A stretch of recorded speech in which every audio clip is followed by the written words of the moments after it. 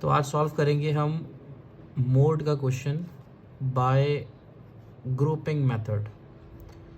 काफ़ी सारे स्टूडेंट्स को इसमें डाउट रहता है ग्रुपिंग मेथड से कैसे मोड सॉल्व करते हैं। तो मोड सॉल्व करने के हमारे पास दो मेथड होते हैं, इंस्पेक्शन एंड ग्रुपिंग मेथड। तो क्वेश्चन करते हैं। क्वेश्चन है डिस्क्रीट सीरीज का, एक्स एंड एफ दो कॉलम हमें गिवन है। एक्स की वैल्यूज़ है 5, 15, 25, 35, 45 एंड 55।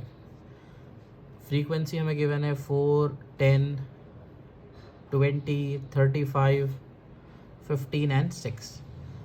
एक चीज़ याद रखें, ग्रुपिंग मेथड से सॉल्व करने के लिए मोड को आपको दो टेबल्स का यूज़ करना पड़ेगा। एक ग्रुपिंग टेबल बनानी पड़ेगी आपको, ग्रुपिंग टेबल, और दूसरा आपको बनाना पड़ेगा एनालिसिस टेबल। इन दोनों टेबल की हेल्प से आप अपनी मॉडल वैल्यू को फाइंड आउट कर सकते हैं। चलिए जी, ग्रुपिंग टेबल बनाते हैं। ग्रुपिंग टेबल कैसे बनती है? तो ग्रुपिंग टेबल बनाने के लिए आपको 6 कॉलम्स बनाने पड़ते हैं और उन 6 कॉलम में फ्रीक्वेंसी का कॉलम भी इंक्लूड है। तो फर्स्ट कॉलम फ्रीक्वेंसी ही है आपका, 4, 10, 20, 35, 15 एंड 6। और एक्स की जो वैल्यूज़ है वो भी यहीं लिख लीजिए आप, 5, 15, 25, 35, 45 एंड 50।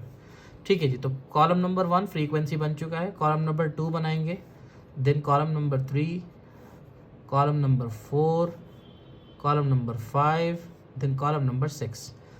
अब क्वेश्चन ये कि इन कॉलम्स को कैसे ड्रॉ करते हैं। तो सेकंड और थर्ड कॉलम को बनाने के लिए आप याद रखिए कि आपको दो फ्रीक्वेंसी को ऐड करना पड़ेगा। जैसे सेकंड कॉलम बनाना है तो आपको फर्स्ट 2 फ्रीक्वेंसी ऐड करनी पड़ेंगी, 14, नेक्स्ट 2 फ्रीक्वेंसी ऐड करनी पड़ेंगी, 55, और नेक्स्ट 2 फ्रीक्वेंसी ऐड करनी पड़ेंगी, 21। जिस कॉलम में जो वैल्यू हाईएस्ट है आप उसको सर्कल कर लीजिए। जैसे कॉलम 1 में 35 हाईएस्ट है तो आप इसको सर्कल कर लीजिए। सेकंड कॉलम में 55 हाईएस्ट है तो इसको सर्कल कर लीजिए। ठीक है सर। तो सेकंड कॉलम के लिए हमने क्या करा, फर्स्ट और सेकंड दो फ्रीक्वेंसी को प्लस करा। थर्ड कॉलम में क्या करें, फर्स्ट वाली फ्रीक्वेंसी को स्किप कर दीजिए और सेकंड से स्टार्ट कीजिए। मतलब 4 को छोड़ दीजिए, क्वेश्चन स्टार्ट करिए 10 से, यानी 10 एंड 20 कितना हो गया जी, 30, 35 एंड 15 कितना हो गया जी, 50। 6 लास्ट में बच गया, क्योंकि पेयर नहीं बन रहा तो आप उसको कंसिडर नहीं करेंगे। इन दोनों में हाईएस्ट है आपका 50। फोर्थ, फिफ्थ एंड 6 कॉलम, इन तीनों के अंदर हम 3 फ्रीक्वेंसी को ऐड करते हैं, 3 फ्रीक्वेंसी को। तो 4, 10 एंड 20, तो ये आपका टोटल हो गया 34। 35, 15 एंड 6, इन तीनों को टोटल करेंगे तो आपका हो गया 56, और 56 हमारा हाईएस्ट नंबर है। फिफ्थ कॉलम के लिए क्या करें, तो आपको याद होगा अभी पीछे बताया था, जब दो फ्रीक्वेंसी को ऐड कर रहे थे तो नेक्स्ट कॉलम में हमने पहली वाली फ्रीक्वेंसी को स्किप कर दिया था। फिफ्थ में भी वही करेंगे, पहली फ्रीक्वेंसी स्किप कर दीजिए और 3 का पेयर्स लीजिए, 10, 20, 35, 10, 20, 35, ये हो गया आपका 65। नेक्स्ट 3 है ही नहीं तो आप इसी को सर्कल कर दीजिए। क्यों नहीं है, क्योंकि 15 के 6 के बाद कोई नंबर नहीं है तो छोड़ देंगे। 6 में क्या करें, 6 में ऐसा करना है कि फर्स्ट नहीं, सेकंड नहीं, थर्ड फ्रीक्वेंसी से क्वेश्चन स्टार्ट कीजिए। कहाँ से, थर्ड, फोर्थ एंड फिफ्थ। ठीक है जी। पहला दोनों छोड़ देते हैं, 20, 35 एंड 15, इन तीनों को प्लस कर देते हैं तो ये हो गया आपका 70 और ये आपका कॉलम बन गया। अब हम चलते हैं अपनी नेक्स्ट टेबल पर। टेबल का नाम है एनालिसिस टेबल। अब इसमें हम एनालिसिस करेंगे टेबल को। कैसे बनाएं जी, यहाँ पर आप अपने कॉलम्स लिख लीजिए, column 1, column 2, column number 3, column number 4, column 5 and column 6।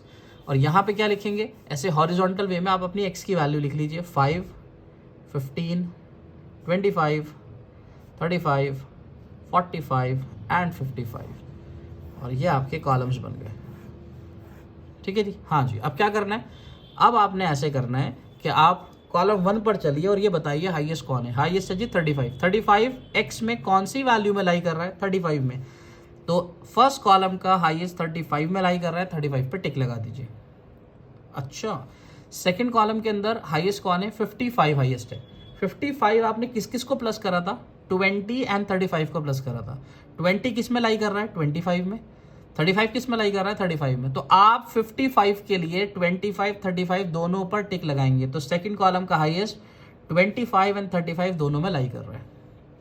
Okay, third वाले पे चलते हैं। कौन सा है जी हाईएस्ट? हाईएस्ट है जी 50। और 50 कैसे आया था, 35 और 15 को प्लस करके, और ये दोनों कहां पे लाई कर रहे हैं, 35 से 45 में। तो 35 एंड 45 में लाई कर रहे हैं। ओके, फिर फोर्थ कॉलम पे चलते हैं।